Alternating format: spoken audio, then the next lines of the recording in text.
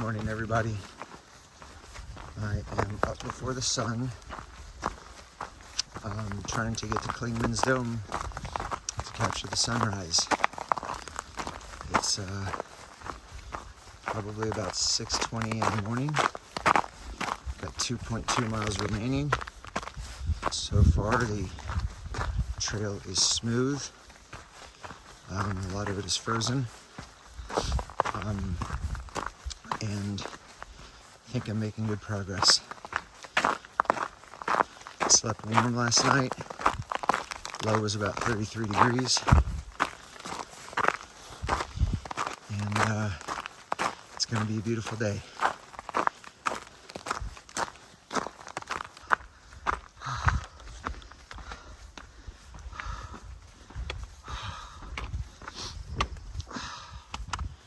Everybody, we have made it to Clingman's Dome.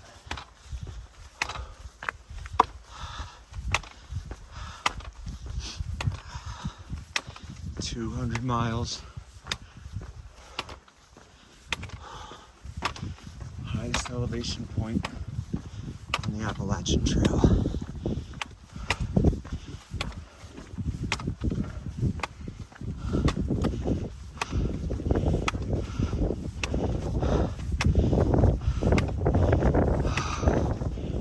Good morning, everybody. Made it to Clingman's Dome in time for sunrise. Unfortunately, the Smokies are living up to their name, and the sun is right through there.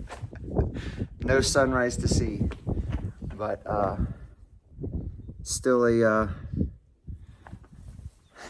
I can't say it's a dramatic view. I can almost say it's a disappointing view, but still I'm excited.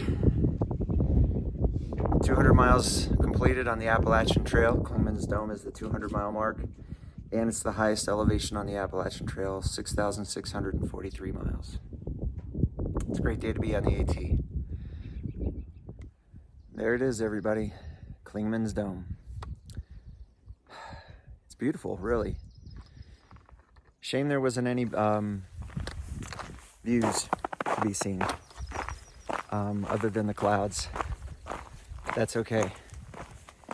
It's still a pretty cool structure. I imagine on a clear day, the views are just outstanding. But we can't have everything. But we have this day, and it's going to be another good one. The trail is frozen right now. I'm going to be moving here very slowly. Some steep drop-offs here, just like this one.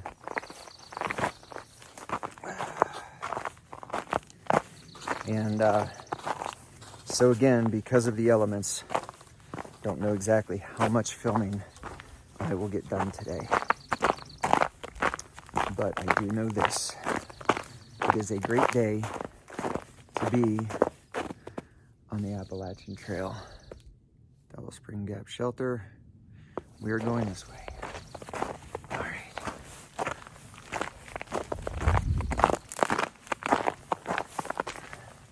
And so, today's goal was going to be a 13.8 mile day to ice something shelter. I don't have it up right now. And then tomorrow was set to be a 20-mile day, but we're expecting rain tomorrow. So I think I'm going to push for 20 miles today, especially since I knocked out almost 3 already. It's going to be an uphill, downhill day in terms of terrain. I'm going to, similar to yesterday, I'm going to try to get as many miles as I can in before this snow and ice begins to melt. Once that happens, the movement becomes very slow, and then feet start getting wet and everything of that nature. I do want to share that we had a visit very early this morning as I was preparing to leave from a rescuer from the Forest Service. Somebody in our shelter area had called for help from the Department of Forestry last night. Don't know who, don't even have a name. All I know is it was a woman, because after he arrived and started asking who had called for help, no one knew. And then we heard a woman from a tent calling. I believe there were some latecomers that had arrived close to or just after dark, and so they'd set up tents. Hopefully nothing too serious. I do know people coming in with wet feet and things like that, if they're not properly taking care of them, there's no telling what could happen. And so today is a day of bright moments, 200 miles on the AT, Clingman's Dome, and I'm in good health, but I do want to, that situation only goes to underscore that this is a wilderness area, as I've said in earlier videos, and you have to be very prepared. And it's not to imply that this person was not. In fact, if this person was experiencing a medical issue or a health issue, then calling for help is the absolute right thing to do.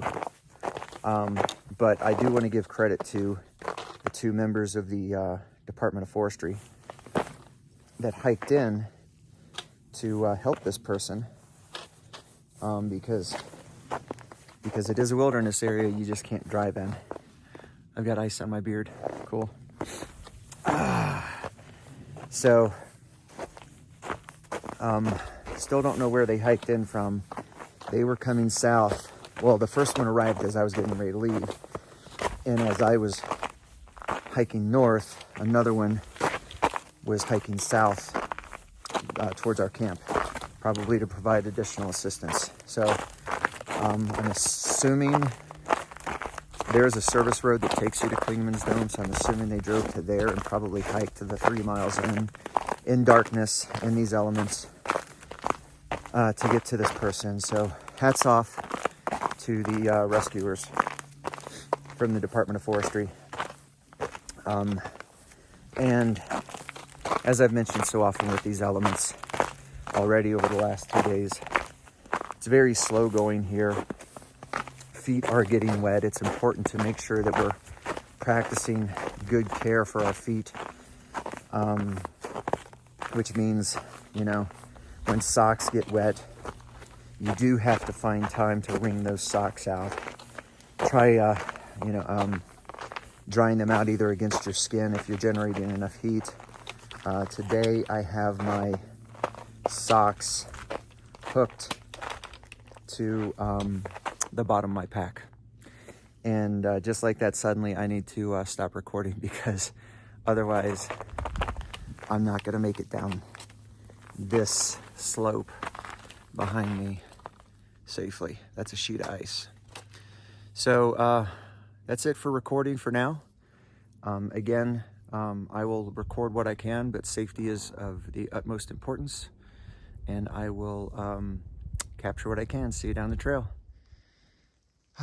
I am going through a portion of the forest where the wind has blown pine needles from the trees. They appear to be cedars, but man, it smells terrific. It smells like I'm in a Christmas tree field. It's a bright evergreen scent. It smells amazing. Still slow going, averaging about 2.3 miles per hour though, which is good. The snow still is frozen, which again is good. It makes for slippery conditions, but I would rather have slippery conditions with dry feet than slippery conditions with wet feet. The footing isn't too bad. I am not wearing micro spikes. There is just enough prints and things from others who have gone up in front of me that as they're frozen, it actually creates good traction. But on these rocks and downhills, I'm being extra careful.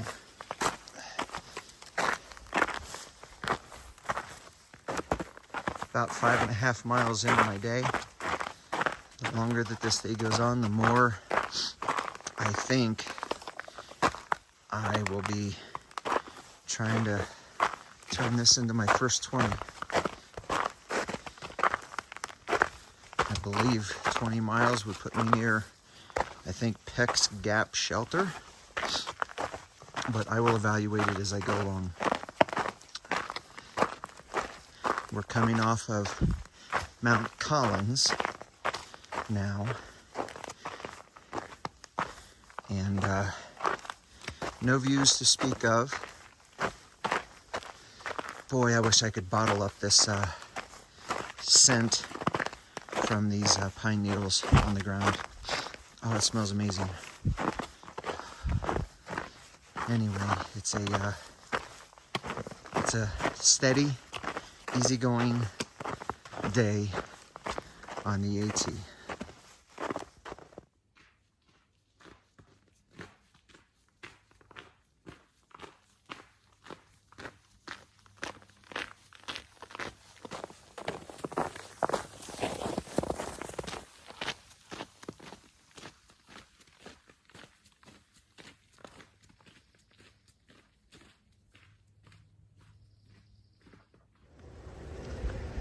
So this is the Newfound Gap parking lot.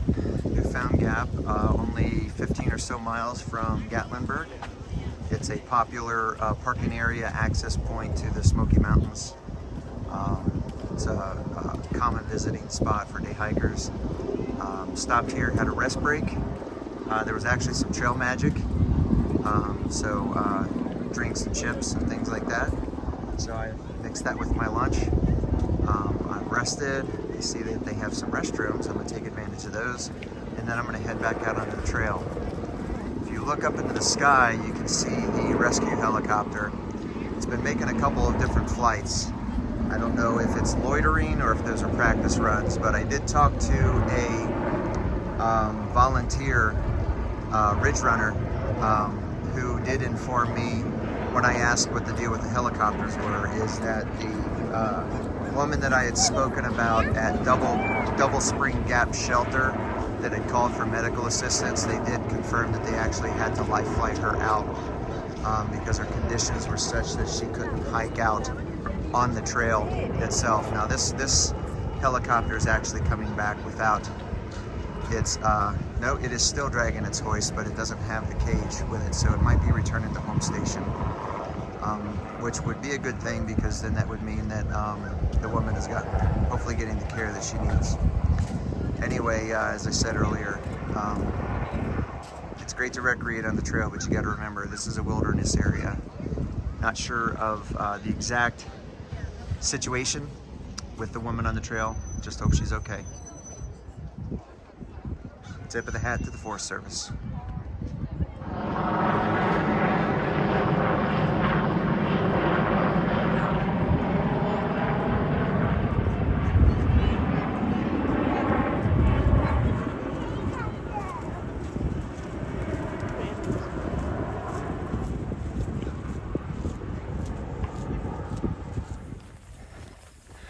So it occurred to me, I forgot to upload a video of me crossing the state line from North Carolina to Tennessee at the Newfound Gap. I did have a picture, so I'm going to attach it. You should see it about right now. So I did take a picture, and it was nice to commemorate that moment. But it should be fair to say that the AT crosses the border between North Carolina and Tennessee numerous times as you move from south to north or north to south. But as you go through the Smokies, you cross in between the states of Tennessee and North Carolina quite a bit. But that was the first official state line sign. I will be back in North Carolina, especially as I come out of the Smokies and enter Hot Springs. But I will be back in Tennessee again as I make my way towards Irwin. But it's still a nice moment. Newfound Gap was very busy. Lots of tourists. Day hikers, especially. They're still passing by. Did have some nice comments from some folks that they stopped me to ask if I was a through hiker. It was nice to share what I've been through at this point. But yeah, lots of comments of support and everything. And the trail magic was nice. And so I'm back on trail. Have about another 10 miles to go today. I've set my sights on Peck's Corner Shelter, which will make it a 20-mile day today. I'll check in later down the trail. And there it is. First view of the day.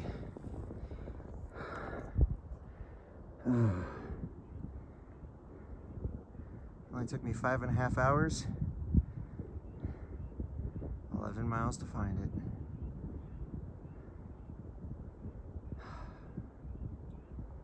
There she is.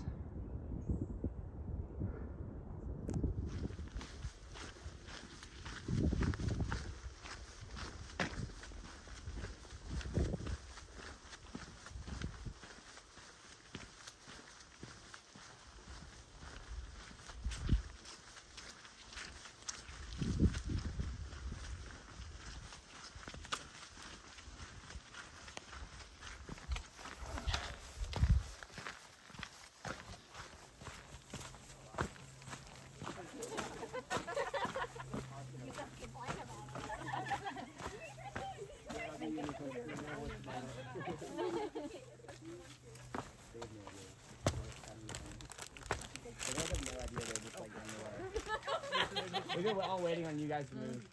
Just let them All right, everybody, we are on Charlie's Bunion. It's a popular gathering spot for day hikers. We've got about 6 more miles to our shelter. I thought we'd take a little Blue Blaze trail to point this out. Always great to find a diversion.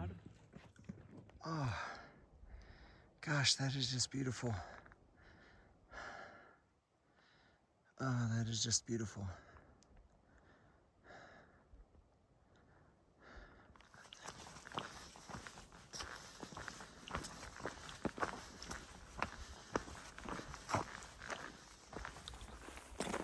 So once you go north of Charlie's Bunion, the trail conditions change dramatically.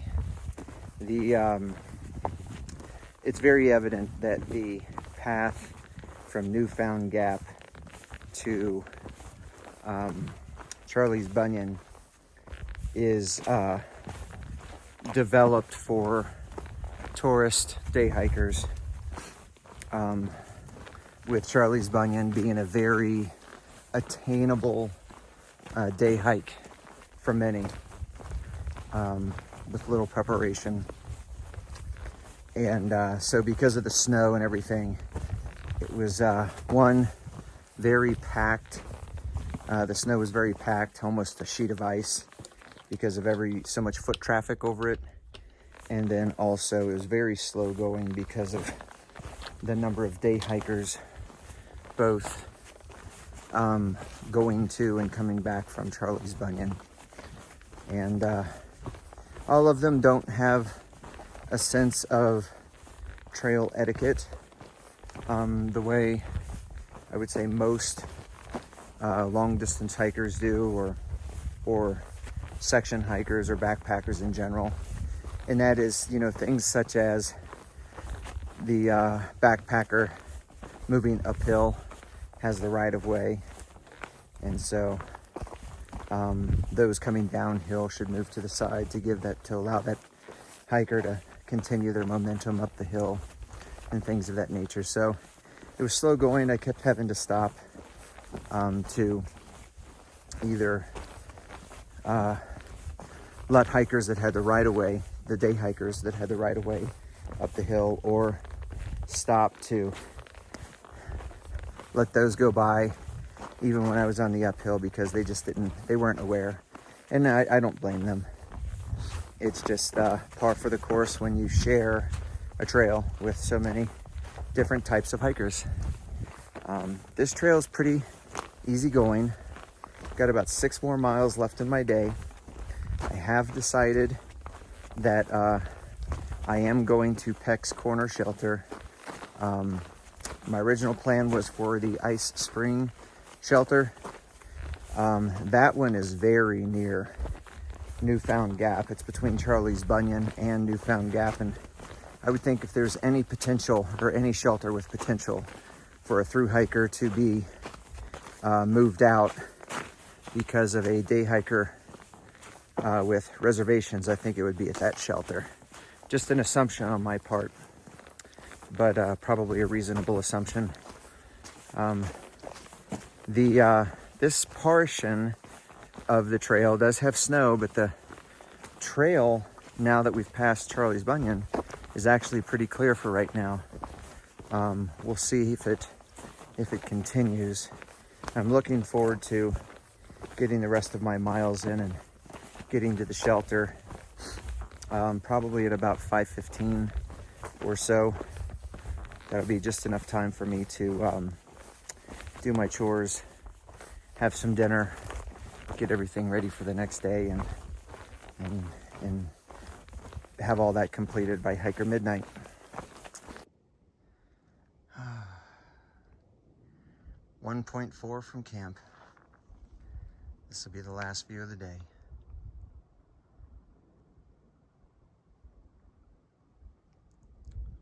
We're looking off to the east. Looks like the rain clouds are coming in. Definitely gonna rain tonight. Good news is I'll be dry, at least during the night. Well, everybody, it was a very good day.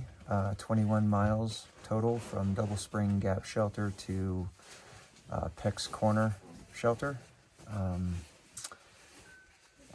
Actually got to see some good sights today. A couple milestones: Clingman's Dome, 200-mile mark, Charlie's Bunion, Newfound Gap, even had trail magic. So all in all, it was a good day. We'll see you tomorrow.